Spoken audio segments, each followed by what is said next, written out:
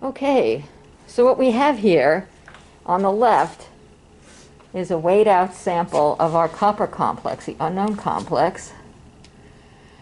And on the right is a weighed out sample of the copper sulfate pentahydrate. This happens to be the same chemical we used as one of the reactants.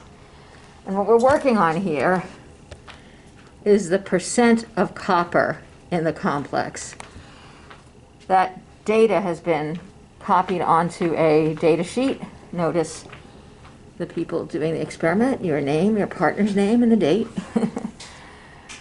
And now Mrs. Syak is going to use these two samples to make up a solution, two solutions, one of the unknown in water and one of the known copper sulfate pentahydrate also in water, but both will have ammonia added to them.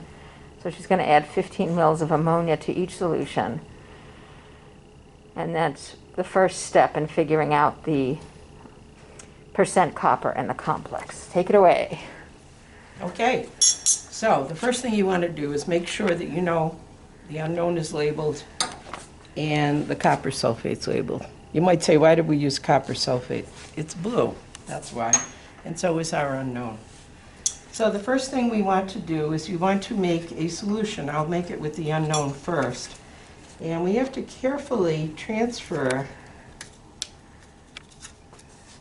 Let me get on this side.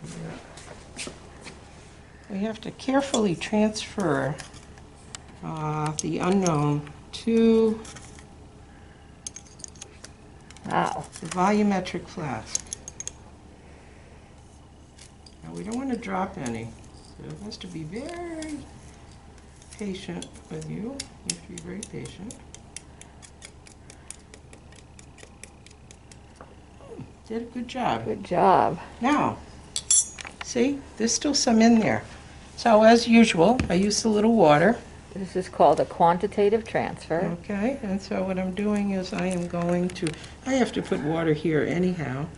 So I'm going to try to rinse all the blue out. And you'll notice I did a pretty good job. So, am I perfect? No, but now I've got my material, my crystals here. I'm going to swirl them around a little bit, maybe put my hand down there.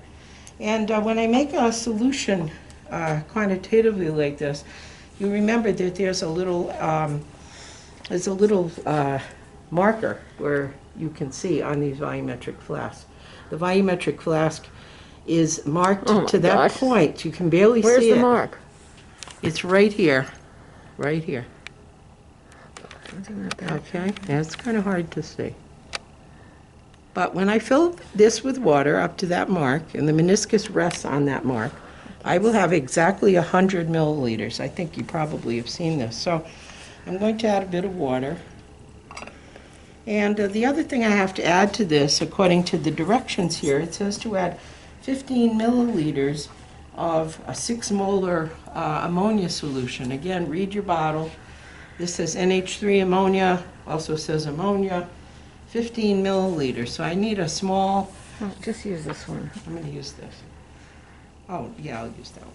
I rinsed it. Okay, great. So I can get 15 milliliters in here. So the one thing I don't want to do is put too much liquid in the volumetric flask too quickly. So let me see. Oh my gosh, it's only perfect. Good. There you go. I'm going to close it up. So both solutions are going to be made the same way. And I'm going to carefully, again, pour this in. You'll notice the color changed. Now, the volume of this isn't really critical to this, but the volume in here is critical. So now I'm going to add a little bit more water, and I'm going to swirl it around a little bit. I'll look for solids on the bottom. It looks pretty good. And I'm going to add water up to the top. Now, this is nice, but one little slip and too much water. I got to throw this away and start again. So I'll add a bit here until I get close to the neck. And be very careful. And let me see, I have a dropper bottle also with distilled water, and I'm going to use that to finish it off. Now my eye has to be right at the level of that mark, so I'm going to try to be careful here. And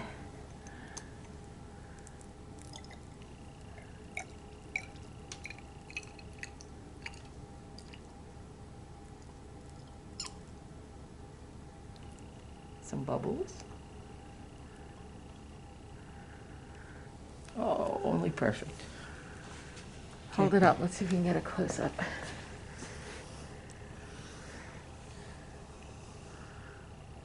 I'm not good at this. It's kind of hard to see. So it should be resting right on top of that mark that's on the flask. All right, not bad. Now what I'm going to do, I'm going to invert it 10 times. I see a little bit of the solid on the bottom, so I want everything to be dissolved. Again, if you see solid and you're trying to make a solution, that solid that's not dissolved is not going to, this seems to be a little. We're going to let it sit a while Yeah, anyway. I think we should let it sit. Okay, well, I'm going to let it sit now. And there was a little bit of solid here, and it is dissolving, so we're doing okay. All right, let's work on the next one. So the next one is done exactly the same way. I'm afraid I made this all wet, but when Doesn't matter, when you do that's- chemistry, everything gets wet. I always say your papers have a little more character. So let's try that again. I'm going to try to put this in carefully so I don't lose any, because this was measured, and measurement is meaningful. Good job. All right, there's nothing left in here, but I'm going to give it a little squirt.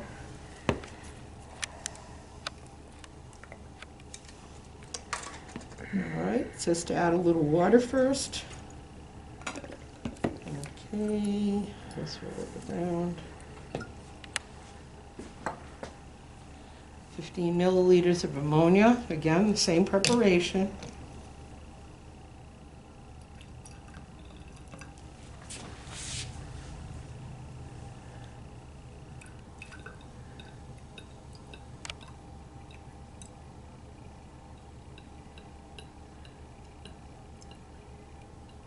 Again, you control what it says. And the more you do this, the better you get at it, so not to worry. I can smell that ammonia. Although I can't through the mask quite as easily. I'm close to it, that's why. Yeah, I know. It's that All old right, now. diffusion. I'll swirl it around a little bit. These particles were much smaller. And I'm going to, again, put some water in it until I get to the bottom of the neck.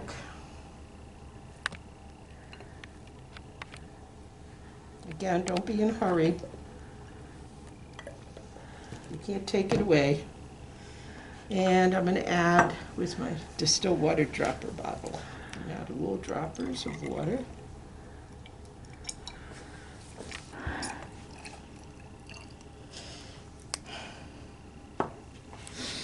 Let's see.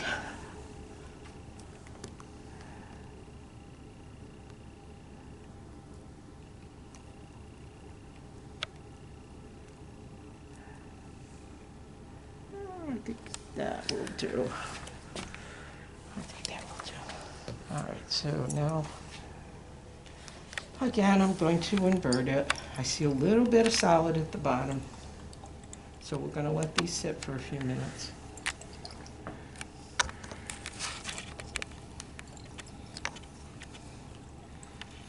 Remember, the solid at the bottom will not be reacting, so will not be in solution, so it will throw off your experiment.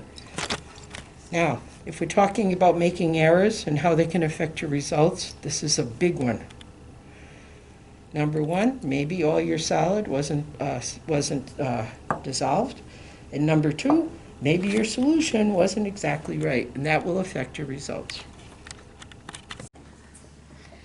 Hi. So we have basically got our two solutions, the unknown and the copper sulfate solution. which we call the standard solution, because we know we're going to be able to calculate its concentration very easily. And so basically when these solutions are prepared, all of the copper in each of the solutions, whether it's from the unknown in one or the copper sulfate in the other, all of that copper reacts with the ammonia that was added and forms a different compound, which we also call a complex, an ammonia complex. And the ammonia complex has a very distinctive absorption at 600 or so nanometers. So we're going to measure the absorbance of both of these solutions at 600 nanometers. So I'm going to use a spec 20 to do this. So first, did we zero it?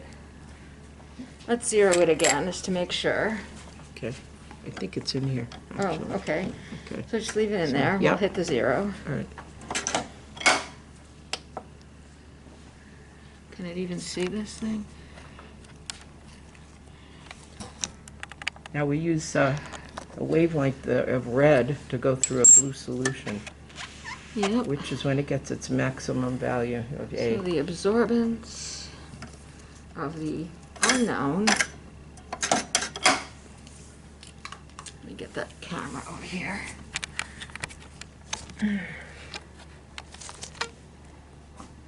Not sure we can do this, but I will try. 972. Yeah, 0.972. And we don't use any units for that. And, okay, let's get the other one. Okay. And the copper sulfate, 0.761. There we go. Okay. Okay, and so we're going to use this information to get the percent copper. And just to show you how we recorded these absorbances on our data sheet for the percent copper, see it has the masses there, so we can calculate the concentration of the standard. And so here's the absorbance of the unknown, 972, and the absorbance of the standard. Okay.